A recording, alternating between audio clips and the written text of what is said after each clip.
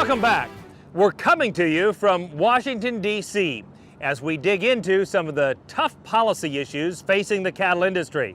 Let's toss it back to Russell Nemitz on Capitol Hill for more.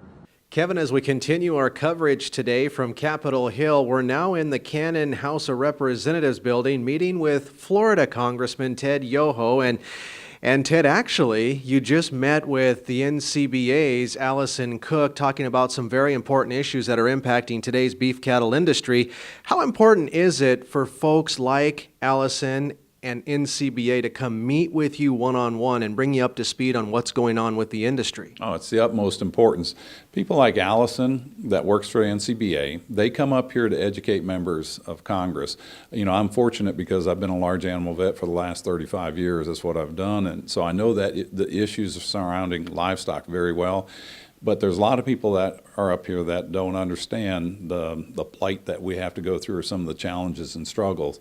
NCBA does a great job, and you know, we promote this all the time for people to join their local associations and the national associations, because that money goes to have people like Allison come up here and educate people.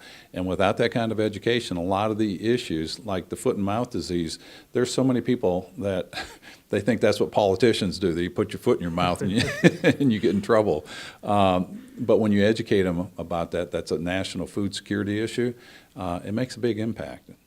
Well, we've also learned during our time here in your office that you're also a member of the NCBA. Maybe tell folks at home why you pay those membership dues. I got the cup. You do have the cup. Again, you have to have a strong national organization that can be a spokesman for the farmer and the rancher out there. You know, the agricultural population in America is 1% roughly.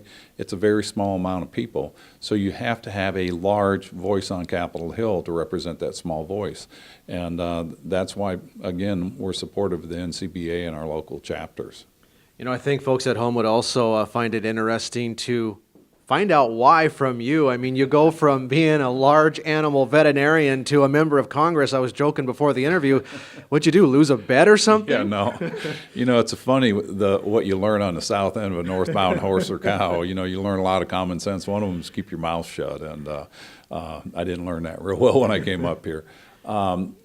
You know, I just got fed up with what the government wasn't doing. You know, we talked about fixing things for years, but they never got fixed, and it's time to start fixing them. You know, out on the farm, you've got to deliver. You guys have got to produce a crop, or, you know, a calf crop or a corn crop, whatever you're growing. And if you don't produce, you're out of business. It shouldn't be any different up here. And it's interesting because, as you heard, I made the decision in the cow pen, so they ribbed me back at home. He's the guy that went from the cow pens to Congress, and it's an honor and a privilege to be here. There's a lot of work to do, and we're hoping to get this next farm bill through right off, and we're going to work real hard for that. Yeah, all jokes aside, I mean, it doesn't take too long when you're in your office to really realize and see and feel that your heart and passion still lies in agriculture. It really does. You know, I mean, you can see the stuff we have on the wall. You know, that's what I've done since I was about 15 years of age. And I think, you know, something I always tell people, everybody in this room is involved in agriculture. You're either a producer, a processor, or a consumer of agricultural products, because we eat every day. So everybody's affected by agriculture. And, you know, we had a 4-H contest in one of our small towns. And the 4-H kids get it. They had scarecrows made out of straw and all that. And their sign says, "We farm, you eat." I mean, that's pretty basic. And that's why, you know, we do what we do. That's why the rancher's out there every day, you know, doing what they do, or the farmer out there doing his crops. It's a culture, it's a way of life, and it's a good way of life that we don't want to lose. And we want to make sure the farmers stay productive. We've got the best farmers in the world. I mean, it's just amazing. We absolutely do, and we certainly want to thank you, too, for stepping up to the plate and representing a lot of different interests, but for this audience, the farm and ranch audience, and making sure that our interests remain a priority up here on Capitol Hill, and for working on those important livestock industry issues that groups like the NCBA are working with you on. They really do, and you know, you look at the farm community, and that's a community that, you know, has the values of this country. They believe in God, they believe in their family, they believe in their country. You know, I don't think you'll see many of those people kneeling down when the national anthem's played.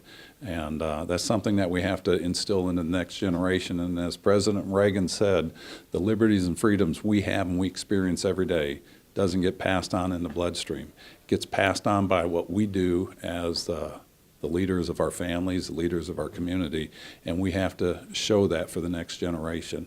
And that's why I love the farm people. Some very good advice. Again, our thanks to Florida Congressman Ted Yoho, by the way, a large animal veterinarian in his previous life, for joining us on Cattlemen to Cattlemen. What? People always say that. You used to be a large animal vet. Still are. I'll always That's be right. a veterinarian. That's right. This other job only lasts for 2 years at a time.